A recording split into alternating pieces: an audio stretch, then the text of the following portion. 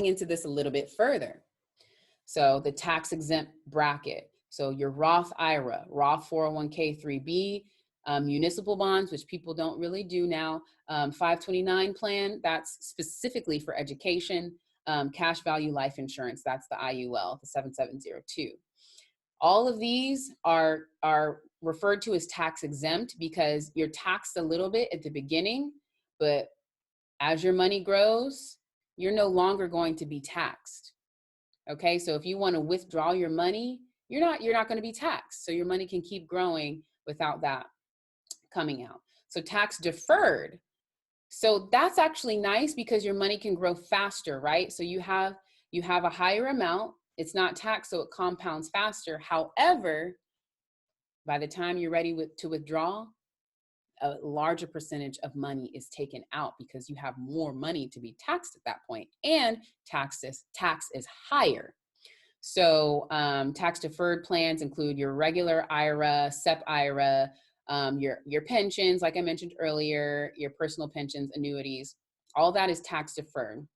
So the example I like to give, the analogy I like to give is, say you have 5 apple seeds. And for the tax exempt bracket, you're taxed on those apple seeds initially. So maybe you take out 1 apple seed, you have 4.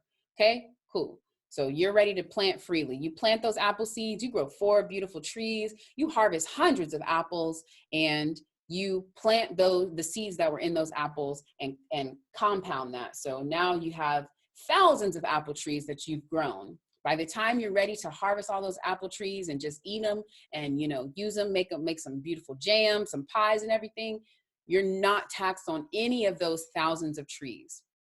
Okay, so for the tax deferred bracket, say you have your 5 seeds. Cool, you get to keep your 5 seeds. You're not taxed.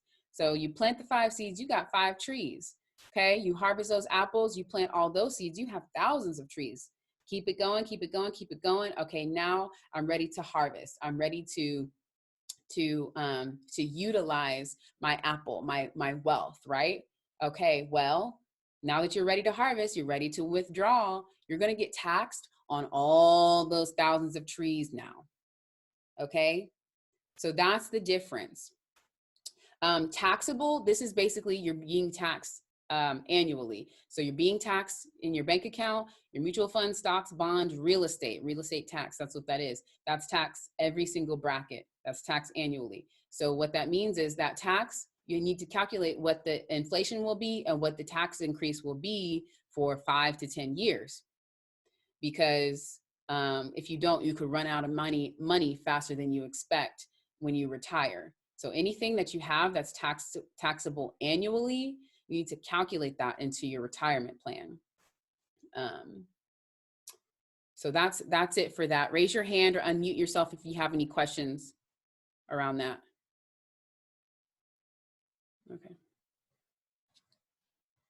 Okay, so you need to know what your age of retirement is going to be able to truly calculate your retirement plan and identify what type of lifestyle you want. Okay, so going into the IUL. So the Index Universal Life Policy, this is how it works. So it's based on the index, so it continues to go, it goes up, it benefits from the index, it benefits from the market. However, like I said, it has a floor, so it will never go down, and it has an annual reset, so it will start where you left off the previous year. So for example, you have the index, it was going down in 2002. Those who had this policy, their money was still growing. In 2002, things got a little bit better.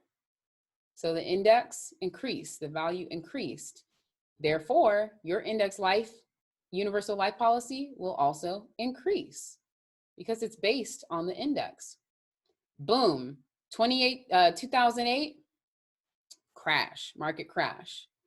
That's okay because you got protection. You got this universal life policy, your money is still going up, and then it goes up, annual reset, goes up where you left off. So this is a policy that most people don't know about. So please spread the wealth, screenshot, ask you if you have a financial advisor, ask them about this.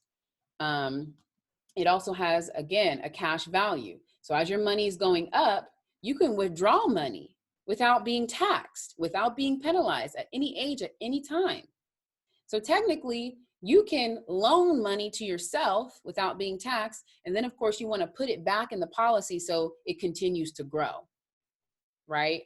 If you can't do that, okay, but you want to put the money back because you're compounding. Because of the compounding, it's just going to double that much faster. You'll have more money to double more quickly.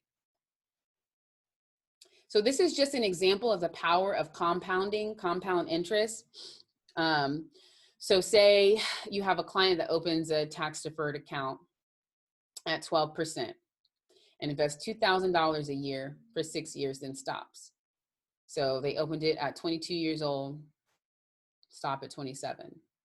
Because their account is compounding about every 6 years, is doubling. Every 6 years, a person who waited and is depositing $2,000 a year, from 28 on, barely catches up to them.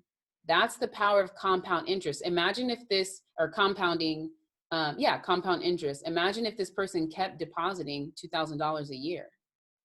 Okay, they would have, well over $1 million in savings. And they can use that for retirement. They can use that for, another investment, whatever it is. So you want to start as early as possible. You can open up these accounts for your children and establish, or you can open up, you can open up these accounts for your kids, and you do establish a beneficiary. So that would be a conversation to have with the agent you're working with, and I can talk to you about that. But the earlier you start, the better. So I started at 27. So I'm basically over here. So that's okay. It's okay as long as you have the intention.